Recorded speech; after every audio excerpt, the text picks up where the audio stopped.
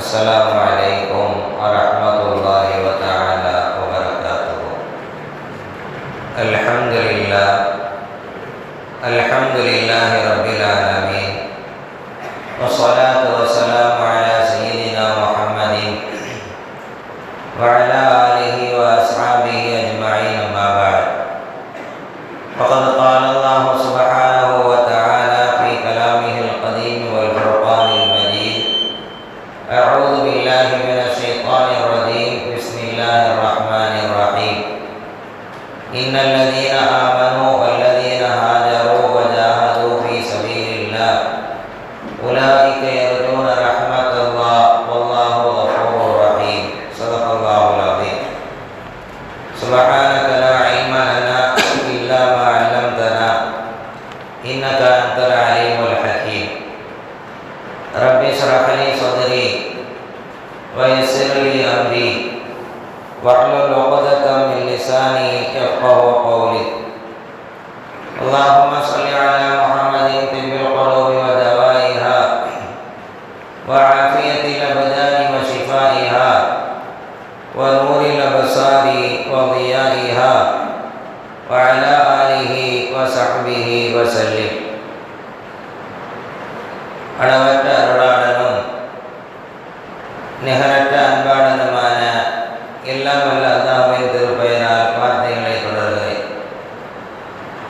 எல்லா புகழும் புகழ்ச்சியும் அல்லாஹ் ஒருவனுக்கே உரித்தாகட்டுமாக. ஸலாத்தும் ஸலாமும் நாயகம் முஹம்மது ரசூலுல்லாஹ் ஸல்லல்லாஹு அலைஹி வஸல்லம் அவர்கள் மீதும் அவர்கள் வாழ்வை அப்படியே பின்பற்றி நடந்த சத்திய சஹாபாக்கள், தாபிஈன்கள், தபஅ தாபிஈன்கள், நல்லோர்கள், நாதாக்கள் இங்கே குழுமி இருக்கின்ற நம் அனைவர் மீதும் என்றும் உண்டாகட்டுமாக. ஆமீன். சங்கைக்குரிய அல்லாஹ் நல்லடியார்களே, அல்லாஹ்வினுடைய பேரருளால் பாக்கியம் நிறைந்திருக்கின்ற ரமதான் மாதத்தை அடைந்து 6வது நோன்பை இன்று நாம் எல்லாம் நோட்டிருக்கிறோம். நபிகள் பெருமானார் ரசூலுல்லாஹி ஸல்லல்லாஹு அலைஹி வஸல்லம் அவர்கள் ரமதானினுடைய 30 நாட்களை 3 பிரிவுகளாக பிரித்து நமக்கு சொல்லித் தருவார்கள். அவ்வலஹு ரஹ்மத்துன் வ அவ்ஸதுஹு மக்ஃபிரத்துன் வ ஆகிருஹு இத்கும் மினன் நார். ரமதானினுடைய முதல் பகுதி அல்லாஹ்வின் புறத்திலிருந்து அருளை பெறக்கூடிய 10 நாட்கள். 2வது 10 நாட்கள் அல்லாஹ்விடமிருந்து நாம் செய்திருக்கின்ற பல்வேறு விதமான பாவங்களிலிருந்து மன்னிப்பை பெறக்கூடிய 10 நாட்கள் என்றும், கடைசி 10 நாட்களை நரகத்திற்கென்று விதியாக்கப்பட்டிருக்கக்கூடிய மனிதர்கள் யார் வேண்டுமானாலும் இருக்கலாம், அந்த நரகத்திலிருந்து விடுதலை பெறக்கூடிய 10 நாட்கள் என்று அண்ணலம் பெருமானார் ரசூலுல்லாஹி ஸல்லல்லாஹு அலைஹி வஸல்லம் அவர்கள் இந்த 3 10களை குறித்து சொல்லித் தருவார்கள்.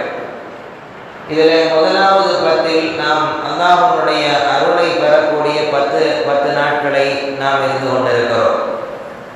அல்லாஹ் ஜல்ல ஷானஹு தஆலா அவருடைய அருளை பெறுவதற்குண்டான வழிகள் என்ன என்பதை நபிகள் நாயகம் ரசூலுல்லாஹி ஸல்லல்லாஹு அலைஹி வஸல்லம் அவர்களும் அல்லாஹ் ஜல்ல ஷானஹு தஆலாவும் நமக்கு கற்றுத்தருகிறார்கள்.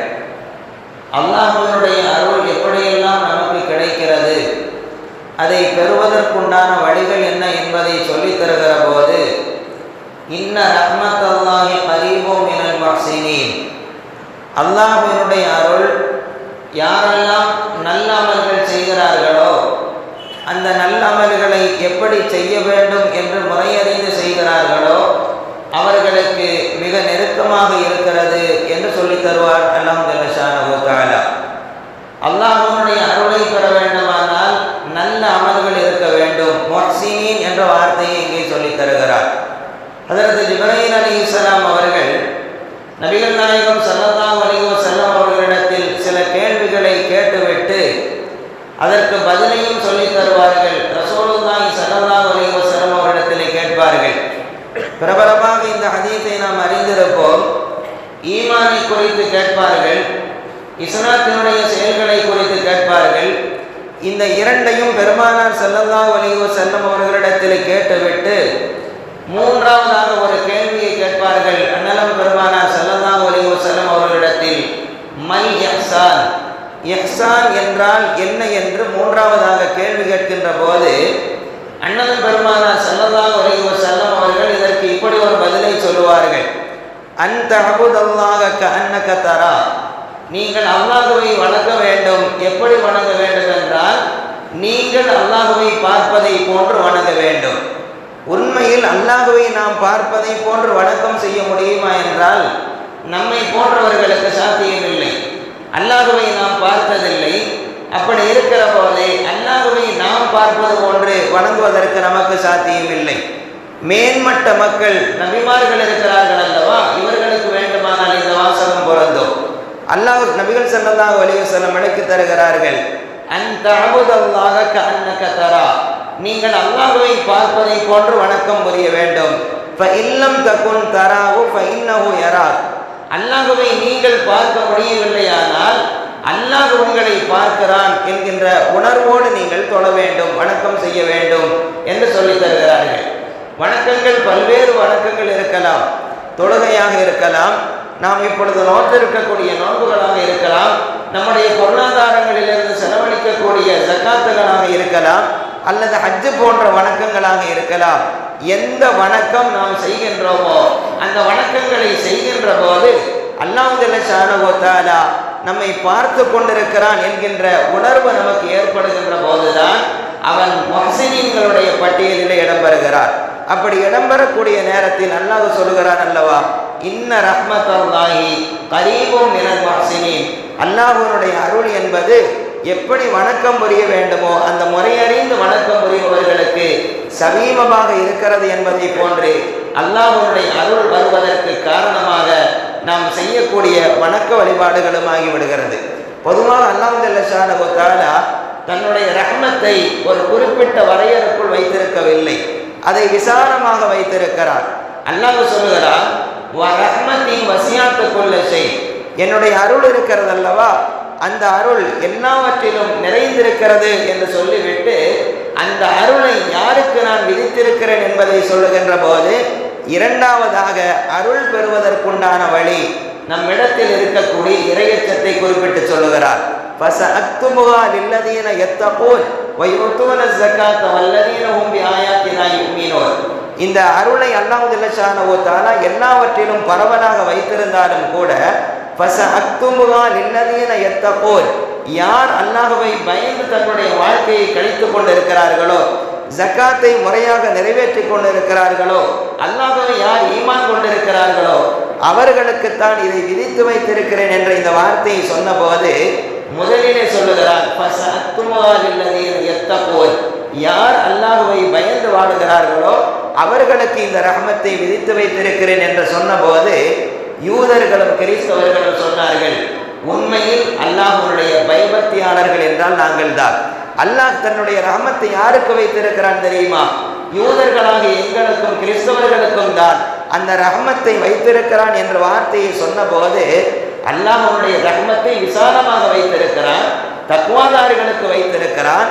ஆனால் அந்த தக்வாதாரிகள் யார் என்பதை சொல்லுகின்ற போது அதற்கு உரிமைப்பட்டவர்கள் நாங்கள் தான் என்று அவர்கள் சொன்ன நேரத்தில் தான் அல்லாஹ் அடுத்து சொன்னான், தக்வாதாரிகள் என்பது நீங்கள் அல்ல, அல்லதீன யத்தபிஊன ரசூலல் உம்மி அல்லதி யஜிதூனஹு மக்தூபா, உங்களுடைய வேதங்களிலே நீங்கள் படித்திருக்கிறீர்கள் அல்லவா, கடைசியாக வரக்கூடிய ரசூல், அந்த ரசூலை நீங்கள் பின்பற்றாத வரை நீங்கள் தக்வாதாரியாகவும் இருக்க முடியாது, ஈமான்தாரியாகவும் இருக்க முடியாது என்கின்ற விஷயத்தை சொல்லிவிட்டு அதற்குத்தான் இந்த வசனத்திற்கு விரிவுரை சொல்லுவார்கள்.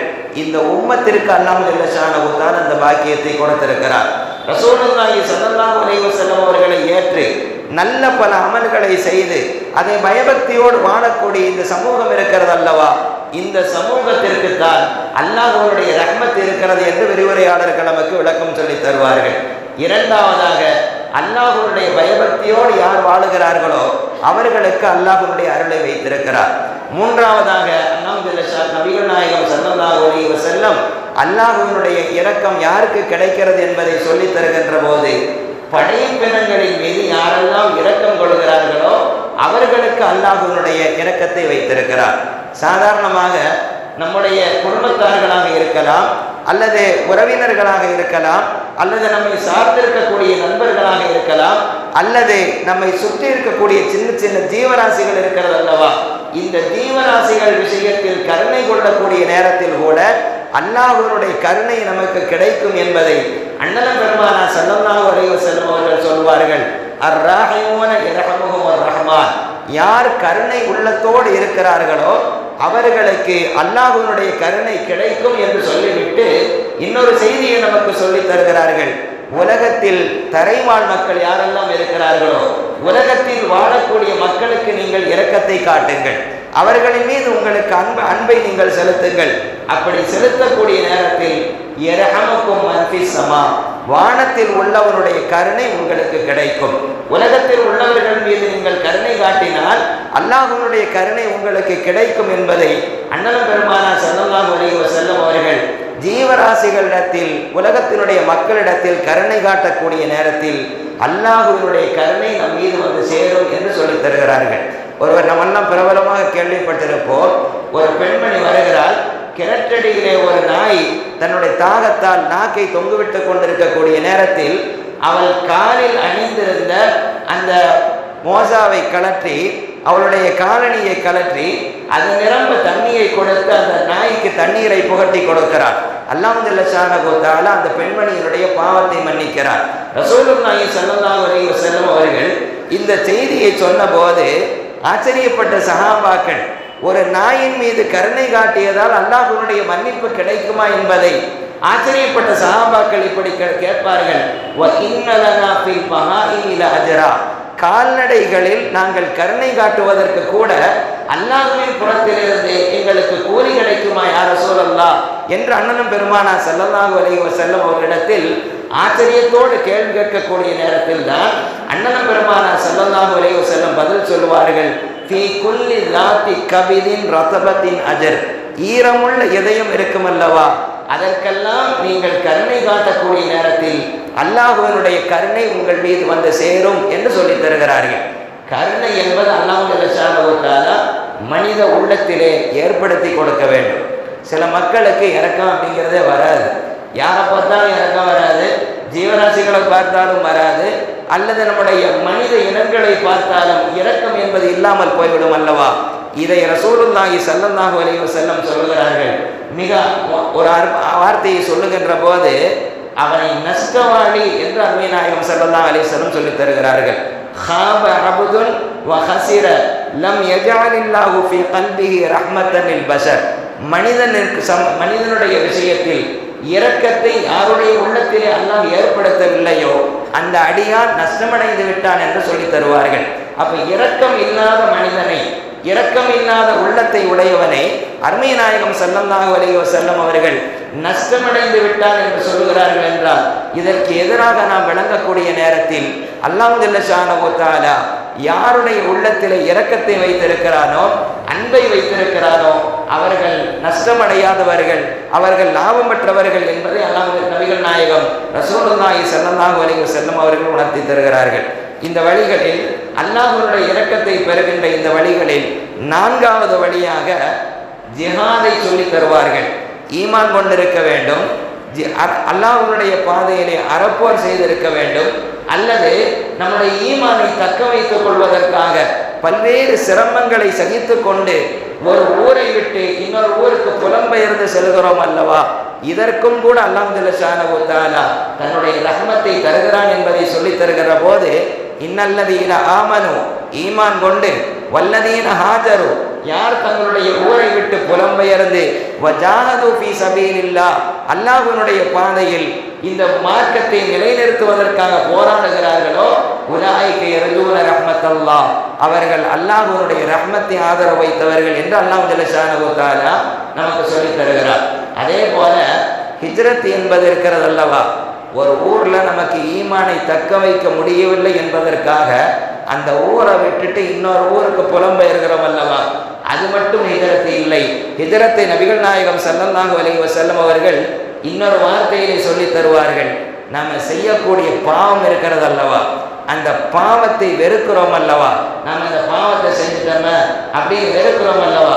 இன்னைக்கு சின்ன உதாரணம் சொன்னோம்னா, இன்னைக்கு எல்லாருமே நோன்பு காலம். சில மக்களுக்கு நோன்பு வைக்க முடியாத சூழல் இருக்கும் அல்லவா. அப்படி நோன்பு வைக்காமல் இருப்பதற்கு அல்லாஹ் அனுமதி கொடுத்திருக்கிறார். அதே நேரத்தில் அந்த மக்கள் எப்படி நடந்து கொள்ள வேண்டும் என்கிற பண்பாட்டையும் சொல்லி தந்திருக்கிறார்கள். எப்படி நடந்து கொள்ள வேண்டும்? பொதுமக்களுக்கு மத்தியிலே பல நபர்கள் நோன்பு இருக்கக்கூடிய நேரத்தில் நோன்பை வைக்க முடியாத சூழலுக்கு உட்பட்டவர்கள் எப்படி நடந்து கொள்ள வேண்டும் என்றால், பொது இடங்களிலே வைத்தவர்கள் உண்பதோ பருகுவதோ அவர்கள் தடை செய்து கொள்ள வேண்டும். அப்படி நினைப்பது, இப்படி செய்வது கூட சில நேரத்திலே பாவமாக போய்விடும். அல்லாஹ் அனுமதியை கொடுத்திருக்கிறார். அனுமதி கொடுத்தது என்பது வேறு, தாங்கள் நோன்புடைய காலகட்டங்களில் நாம் எப்படி நடந்து கொள்ள வேண்டும் என்கின்ற பண்பாடு என்பது வேறு. அப்போ அந்த பண்பாட்டை தவறக்கூடியவர்கள் அல்லாஹ்வுடைய சட்டத்திட்டங்களுக்கு அவர்கள் மாறு செய்பவர்களை போன்று, இது போன்று நம்மிடத்தில் ஏற்படக்கூடிய சின்ன சின்ன பாவங்கள் இருக்கிறது அல்லவா, இந்த பாவத்தை வெறுக்கிறான் அல்லவா, இவனுக்கு கூட முஹாஜிர் என்ற பெயர். எப்படி ஒரு ஊரில் இருந்து தன்னை தற்காத்துக் கொள்வதற்காக போகிறானோ, அதே போன்று ஒரு பாவத்திலிருந்து தன்னை தற்காத்துக் கொள்ளக்கூடியவனையும் முஹாஜிர் என்கின்ற வார்த்தையை அண்ணலம் பெருமானார் ஸல்லல்லாஹு அலைஹி வஸல்லம் சொல்கிறார்கள். இப்படி பாவத்தை ஒதுக்கக்கூடியவன் கூட அவன் யார் என்றால் அல்லாஹ்வுடைய ரஹ்மத்தை பெறுவதற்கு தகுதியானவன். அதே போன்று எதிராளி இடத்திலே போர் செய்கிறோம் அல்லவா, இஸ்லாத்திற்கு எதிராக இருக்கக்கூடியவனிடத்திலே போர் செய்வது என்பது ஒரு ரகம். இன்னொரு போர் இருக்கிறது அல்லவா, அன்றாடம் நம்முடைய உள்ளத்தில் ஏற்படக்கூடிய பல்வேறு விதமான சிந்தனைகள், தவறான சிந்தனைகள், தவறான பார்வைகள், தவறான கேள்விகள், இதுவெல்லாம் தவிர்க்கக்கூடிய நிலைகள் இருக்கிறது அல்லவா. இதற்கும் ரசூலுல்லாஹி ஸல்லல்லாஹு அலைஹி வஸல்லம் சொல்லுகிறார்கள், மனதோடு போராடக்கூடியவன் இருக்கிறான் அல்லவா, இவனுக்கு பெயர் முஜாஹித் என்ற வார்த்தையை சொன்னார்கள். எப்படி எதிராளியோடு போரிடக்கூடியவனுக்கு முஜாஹித் என்ற பெயரை சொன்னார்களோ, அதே போன்று அண்ணலம் பெருமானார் ஸல்லல்லாஹு அலைஹி வஸல்லம் சொல்கிறார்கள், உள்ளத்தோடு போராடக்கூடியவனை முஜாஹித் என்றார்கள். ஹிஜ்ரத்து செய்வதை, பாவத்தோடு பாவத்தை வெறுப்பவனை முஹாஜிர் என்றார்கள். மனதோடு போராடக்கூடியவனை முஜாஹித் என்று சொல்கிறார்கள். இந்த இரண்டு தன்மைகள் யாரிடத்தில் இருக்கிறதோ இவனும் அல்லாஹ்வினுடைய ரஹ்மத்தை பெறுவதற்குண்டான மனிதர்களாக இருக்கிறார்கள். அதே போன்று அந்த வரிசைப்படுத்தக்கூடிய நேரத்தில் ஐந்தாவது வழியாக அல்லாஹ்வினுடைய அருளை பெறுவதில் ஐந்தாவது வழியாக அல்லாஹ் சொல்கிறான், வஅகீமு ஸலாத வஆத்து ஸக்கா வஅதீஉர் ரசூல் லஅல்லக்கும் துர்ஹமூன். தொழுகையை நிலைநாட்டுங்கள், ஜகாத்தை கொடுங்கள், அல்லாஹ்வுடைய ரசூலுக்கு நீங்கள் வழிபட்டு நடங்கள். அல்லாஹ்வுடைய தூதர் சொல்லாக இருந்தாலும் சரி, அல்லாஹ்வுடைய தூதருடைய செயலாக இருந்தாலும் சரி, அல்லாஹ்வுடைய தூதர் ஒரு விஷயத்தை அங்கீகாரம் கொடுத்து அது அங்கீகரிக்கப்பட்டதாக இருந்தாலும் சரி, அந்த சொற்களுக்கு நீங்கள் அப்படியே நீங்கள் கட்டுப்பட்டு நடங்கள். லஅல்லக்கும் துர்ஹமூன், அல்லாஹ்வுடைய அருளை நீங்கள் பெற்றுக்கொள்வீர்கள் என்று சொல்லுகின்ற போது நாம் இங்கே யோசித்து பார்க்க வேண்டும். அல்லாஹ் ஸுப்ஹானஹு வ தஆலா பாக்கியம் நிறைந்திருக்கக்கூடிய இந்த மாதத்தை கொடுத்து அல்லாஹ் தொழ வேண்டும் என்று சொல்லி தருகிறார். ஒரு நேரம் நமக்கென்று குறிப்பிடப்பட்டிருக்கிறது. அப்ப நேரம் தவறி நாம் தொழுது விட்டு அல்லாஹ்வுடைய ரஹ்மத்தை நாம் எதிர்பார்க்கிறோம் என்றால் நாம் என்ன நிலையில இருக்கிறோம் என்பதை யோசித்து பார்க்க வேண்டும். இந்த நேரத்தில் தொழுகணும் அப்படின்னு சொல்லி இருக்கிறார். ஆனால் அந்த நேரத்தை தவற விட்டு அல்லாஹ் என் மீது கருணை காட்ட வேண்டும் என்று எதிர்பார்ப்பது நம்மிடத்தில் என்ன நியாயம் இருக்கிறது? அதே போன்று தொழுகையினுடைய நேரம் தவறி இருப்பவர்களுக்கு இந்த நிலை என்றால், தொழாமல் இருந்துவிட்டு அல்லாஹ் என் மீது கருணை புரியவில்லையே என்று நாம் ஆதங்கப்படுவதில் என்ன இருக்கிறது? ஜகாத்தை கொடுக்க வேண்டும் என்று அல்லாஹ் சொல்லியிருக்க, அதை கொடுக்காமல் இருந்துவிட்டு அல்லாஹ் ரஹ்மத்தை செய்ய வேண்டும் என்று எதிர்பார்ப்பது நம்மிடத்தில் என்ன இருக்கிறது? அதே போன்றுதான் அல்லாஹ்வுடைய ரசூலுக்கு கட்டுப்படுங்கள் என்பது வெறுமன நாம முடிவு பண்ணுவதல்ல. அது மூன்று விஷயத்தை உள்ளடக்கியது. ரசூலுக்கு கட்டுப்படுவது என்பது சொல்லாக இருந்தாலும் சரி, செயலாக இருந்தாலும் சரி, நபி அவர்களின் மூலமாக அங்கீகரிக்கப்பட்ட விஷயங்களாக இருந்தாலும் சரி, இத்தனைக்கும் கட்டுப்படும் பொழுதுதான் அவன் உண்மையிலேயே ரசூலுக்கு கட்டுப்பட்டவனாகிறார். அப்படி ரசூலுக்கு கட்டுப்படக்கூடிய நேரத்தில் அல்லாஹ் ஜல்ல ஷானஹு வ தஆலா சொல்லி தருகிறான் அல்லவா, அந்த ரஹ்மத்தை நீங்கள் பெற்றுக்கொள்வீர்கள் என்று அந்த ரஹ்மத்துக்குரியவர்களாக மாறி போய்விடுவோம். இந்த 5 வழியை கடந்து 6வது வழியை ஒன்றை குர்ஆன் நமக்கு சொல்லி தருகிறது. وَإِذَا قُرِئَ الْقُرْآنُ فَاسْتَمِعُوا لَهُ وَأَنصِتُوا لَعَلَّكُمْ تُرْحَمُونَ. குர்ஆன் ஓதப்பட்டால் நாம் என்ன செய்யணும் என்பதை குர்ஆன் சொல்லித் தருகிறது. குர்ஆன் ஓதப்பட்டால் நீங்கள் அதை செவிதாழ்த்தி கேட்க வேண்டும். ரெண்டாவது, வாய் மூடி மௌனமாக இருக்க வேண்டும். இந்த இரண்டு காரியங்களை செய்கிற போது லஅல்லக்கும் துர்ஹமூன், நீங்கள் அல்லாஹ்வினுடைய ரஹ்மத்தை பெற்றுக்கொள்வீர்கள் என்று குர்ஆன் சொல்லித் தருகிறது. இன்னைக்கு குர்ஆன் ஓதுவது ஒரு ரகம், அதே மாதிரி குர்ஆனை பிறர் மூலமாக கேட்பதும் நபி ஸல்லல்லாஹு அலைஹி வஸல்லம் அவர்கள் கற்றுக் கொடுக்கிறார்கள்.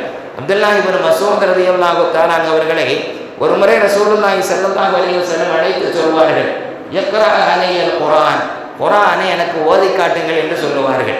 அப்போ அப்துல்லாஹ் இப்னு மஸ்ஊத் ரலியல்லாஹு தஆலா அவர்கள், யா ரசூலல்லாஹ், குர்ஆனை உங்களுக்கு தானே இறக்கி கொடுக்கப்படுகிறது, அப்படி இருக்கும்போது என்னை ஓதி காட்டுங்கள் என்று சொன்னால் என்ன என்று கேட்கும்போது தான் ரசூலுல்லாஹி ஸல்லல்லாஹு அலைஹி வஸல்லம் அவர்கள் அங்கே சொல்லி காட்டுகிறார்கள், இன்னி உஹிப்பு அன் அஸ்மஅஹு மின் கைரி, பிறர் ஓத அந்த குர்ஆனை நான் கேட்க வேண்டும் என்று ஆசைப்படுகிறேன்.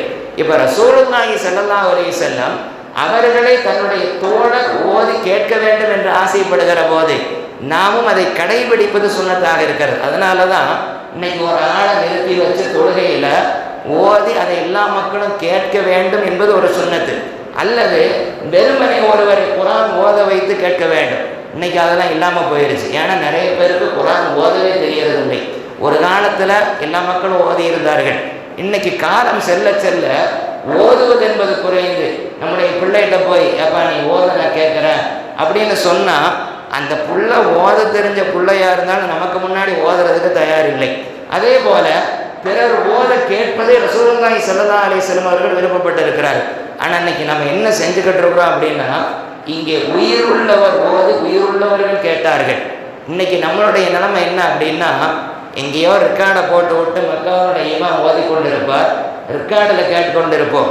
இங்கே உயிரற்ற ஒரு பொருள் ஓதுகிறது, உயிருள்ள மனிதர்கள் கேட்டுக்கொண்டிருக்கிறோம். இதுலையும் கூட நாம் செய்யக்கூடிய சில மோசமான ஒரு விளைவு என்ன தெரியுமா, வேலை என்ன தெரியுமா, அந்த குர்ஆனை ஓத விட்டுட்டு அது பேசாமல் ரெக்கார்டு ஓடிக்கிட்டே இருக்கும். நம்ம பேசாமல் நம்ம வேலையை செய்து கொண்டிருப்போம். இது குர்ஆனுக்கு செய்கின்ற அவமரியாதை. இப்படி செய்கின்ற போது இதையெல்லாம் செஞ்சு முடிச்சுட்டு அல்லாஹ் என் மேலே கருணையோடு நடந்து கொள்ள வேண்டும் என்று எதிர்பார்ப்பது இருக்கிறது அல்லவா, இதுதான் மோசம் என்று நமக்கு குர்ஆன் கற்றுத் தருகிறது. இது போன்ற 6 வழிகளை, பல்வேறு வழிகளை, அல்லாஹ்வினுடைய இரக்கத்தை பெறக்கூடிய பல்வேறு வழிகளை நமக்கு குர்ஆனும் ஹதீஸும் சொல்லித் தருகிறது. எல்லாம் அல்ல அல்லாஹ் ஜல்ல ஷானஹு தஆலா அவனுடைய ரஹ்மத்தை பெறக்கூடிய இந்த மாதத்தில் அதிகம் குர்ஆன் ஓதக்கூடிய தௌஃபீக்கையும் நல்ல பல அமல்கள் செய்யக்கூடிய நல்ல நசீபையும் ரசூலுல்லாஹி ஸல்லல்லாஹு அலைஹி வஸல்லம் அவர்கள் கற்றுக் கொடுத்த எல்லா விஷயங்களுக்கும் கட்டுப்பட்டு நடக்கக்கூடிய நல்ல தௌஃபீக்கையும் அல்லாஹ் ஜல்ல ஷானஹு தஆலா நம் அத்தனை பேருக்கும் தந்தருள் புரிவானாக. வாஹிரு தஅவானா அல்ஹம்துலில்லாஹி ரப்பில் ஆலமீன்.